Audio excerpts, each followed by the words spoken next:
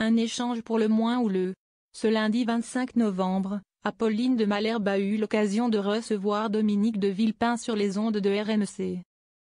Mais lorsque le sujet de la dissolution de l'Assemblée nationale en 1997 a été évoqué par la journaliste, l'ancien secrétaire général de l'Élysée, sous Jacques Chirac, n'a pas apprécié qu'elle suggère qu'il soit à l'origine de cet événement. Dominique de Villepin, vous êtes l'homme de la dissolution de 1997, a ainsi rapidement fait savoir la journaliste, avant d'être interrompue par son invité. Là, vous faites un raccourci un peu rapide.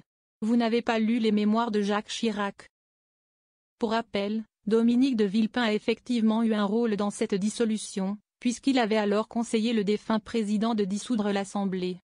Une part de responsabilité qu'il n'a nullement cachée à la journaliste. J'étais secrétaire général de l'Élysée. Je ne le renie pas et j'assume toutes mes responsabilités, Madame de Malherbe, a-t-il ainsi ajouté, catégorique. Mais si beaucoup l'ont tenu responsable pour cette dissolution, il s'est pourtant toujours défendu d'avoir seulement conseillé Jacques Chirac de le faire et de ne pas être celui qui avait pris cette décision, encore controversée.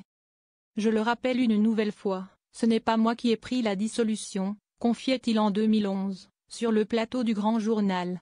Et d'ajouter, cinglant, je rappelle que l'un des inspirateurs de la dissolution, l'un de ceux qui a soutenu cette dissolution, s'appelle aujourd'hui Nicolas Sarkozy et qu'il en a été le plus grand bénéficiaire.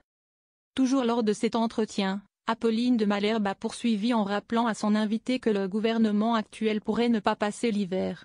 De ce fait, la journaliste lui a demandé si Emmanuel Macron devrait, selon lui, démissionner si ce scénario venait à se concrétiser. Mon sentiment, c'est qu'aujourd'hui, l'impératif c'est de voter un budget. Un pays comme la France ne peut pas se retrouver bloqué, arrêté, empêtré. Donc c'est la mission du gouvernement Barnier et c'est pour ça qu'il a été nommé, a ainsi fait savoir le politique.